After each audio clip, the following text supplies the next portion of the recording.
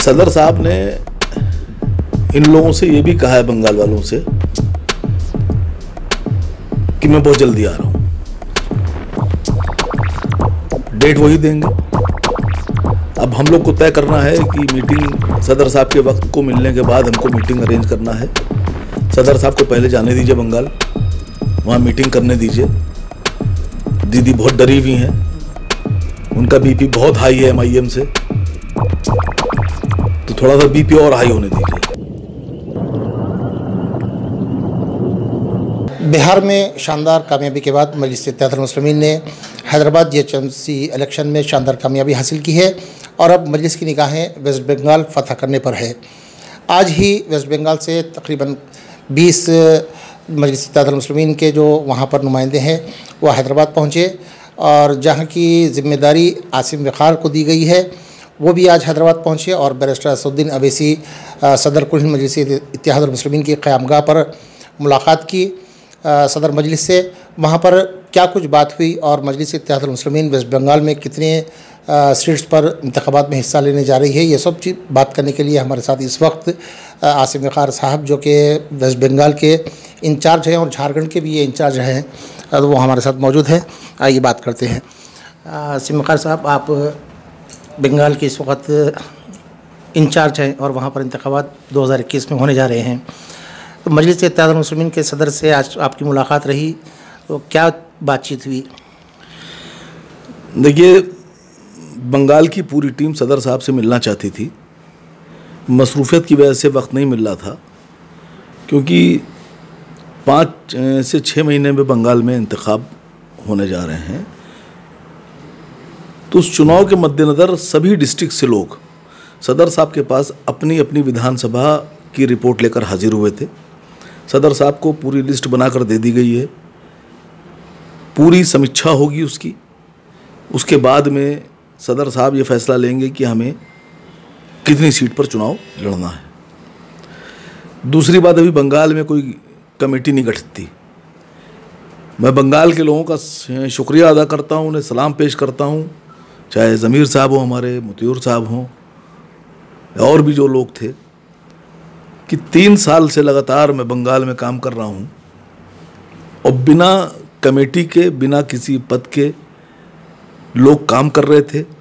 और बंगाल में बिना कमेटी बनाए हुए हमारे बंगाल के साथियों ने कोहराम मचा दिया, बंगाल में जलजला ला दिया और मजबूर कर दिया मुख्यमंत्री ममता बनर्जी को कि वो अब किसी मीटिंग में, उनकी मीटिंग तब तक पूरी नहीं होती जब तक वो मजलिस इत्तेहादुल मुस्लिमीन के बारे में कुछ उल्टा सीधा ना बोले। मैं समझता हूँ कि ममता दीदी का कोई दिन ऐसा नहीं गुजरता जिस दिन वो अपने अधिकारियों को ये आदेश न दें कि MIM की मीटिंग मत होने देना, MIM के लोगों को निकलने मत देना, MIM को काम न करने देना।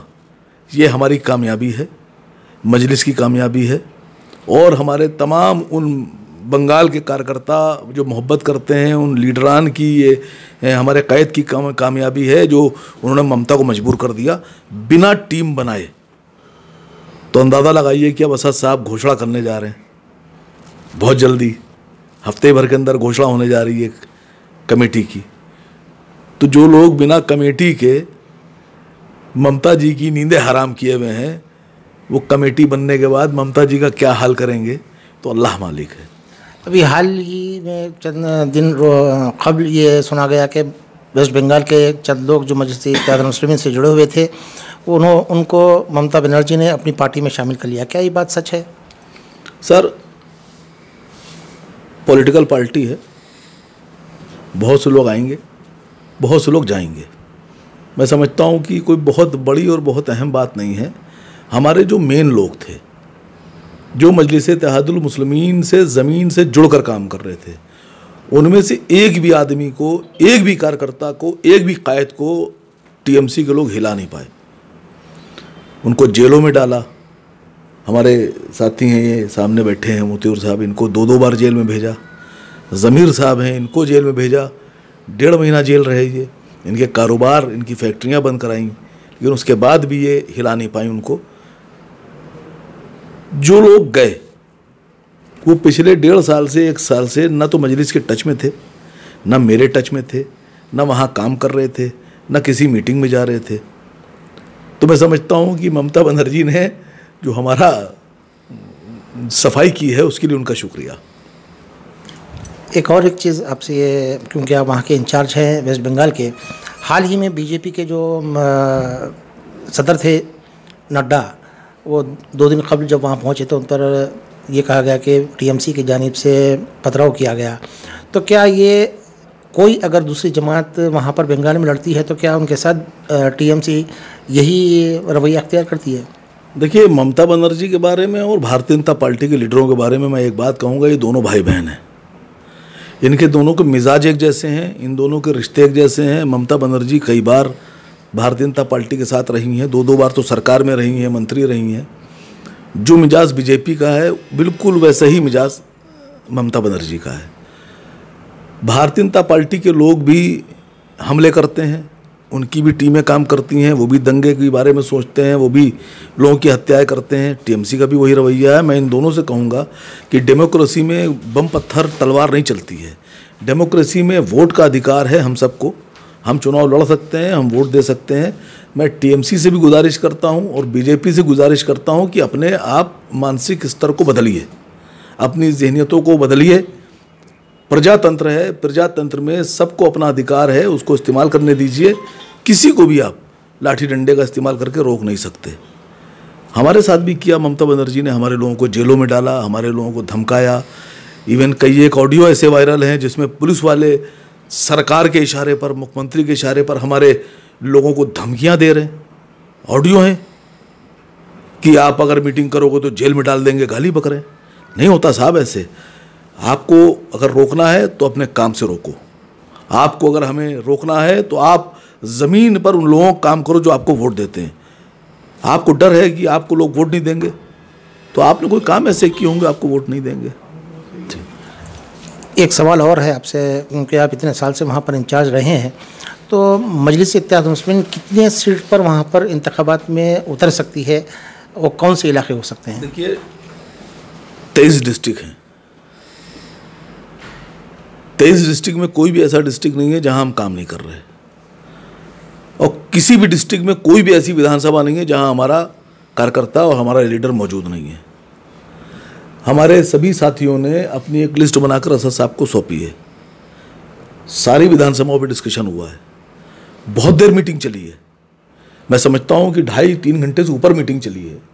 सब ने अपनी बात तफसीर से रखी और असद साहब ने सबकी बात तफसीर से सुनी।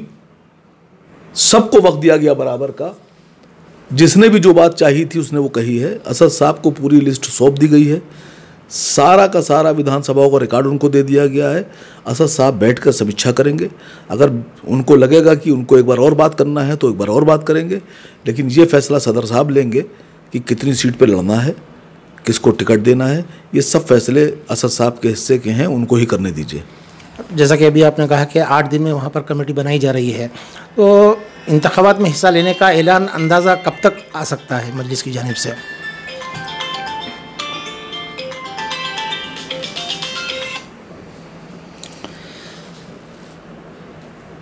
सदर साहब ने इन लोगों से ये भी कहा है, बंगाल वालों से, कि मैं बहुत जल्दी आ रहा हूँ। डेट वही देंगे। अब हम लोग को तय करना है कि मीटिंग सदर साहब के वक्त को मिलने के बाद हमको मीटिंग अरेंज करना है। सदर साहब को पहले जाने दीजिए बंगाल, वहाँ मीटिंग करने दीजिए। दीदी बहुत डरी हुई हैं, उनका बीपी बहुत हाई है MIM से, तो थोड़ा सा बीपी और हाई होने दीजिए। बैरिस्टर असदुद्दीन अवैसी बंगाल नहीं पहुँचे तो दीदी का ये हाल है, जब वो वहाँ आ जाएंगे तब क्या सोचते हैं आप, कैसा हाल होगा? आप डरा रहे हैं दीदी को। दीदी डर रही हैं बहुत। मैं समझता हूँ कि दीदी ने अगर मुसलमानों को काम किया होता, दीदी ने अगर दलितों को काम किया होता, दीदी ने उन तमाम लोगों को काम किया होता जिन्होंने दीदी भरोसा करके दीदी को वोट दिया था, तो आज हालात दूसरे होते। हम भी इसी देश के नागरिक हैं, हमें भी राजनीति करने का हक है। पार्टियों को चुनाव लड़ने का हक इलेक्शन कमीशन ने दिया है, हमारे पास भी वो अधिकार है। हम बंगाल जाएंगे, असद साहब ने ऐलान किया है हम बंगाल जाएंगे, तो हम जाएंगे, चुनाव भी लड़ेंगे। पूरी ताकत से चुनाव लड़ा जाएगा। बिहार में जिस तरह से फतह के परचम गाड़े हैं मजलिस इत्तेहादुल मुस्लिमीन ने, क्या पहली बार में वेस्ट बंगाल में भी अपने परचम गाड़ने में कामयाब होगी? इंशाअल्लाह कोशिश पूरी होगी, ताकत और ज़्यादा इस्तेमाल की जाएगी, बाकी रिज़ल्ट ऊपर वाले के हाथ। शुक्रिया हमसे बात करने के लिए। तो ये थे वेस्ट बंगाल के इंचार्ज आसिम निखार, जिन्हें यकीन है कि जिस तरह से बिहार में मजलिस इत्तेहादुल मुस्लिमीन ने कामयाबी दर्ज करवाई है, बिल्कुल उसी तर्ज पर वेस्ट बंगाल में भी इस बार इंतखाबात में हिस्सा लेते हुए कामयाबी हासिल करेंगे।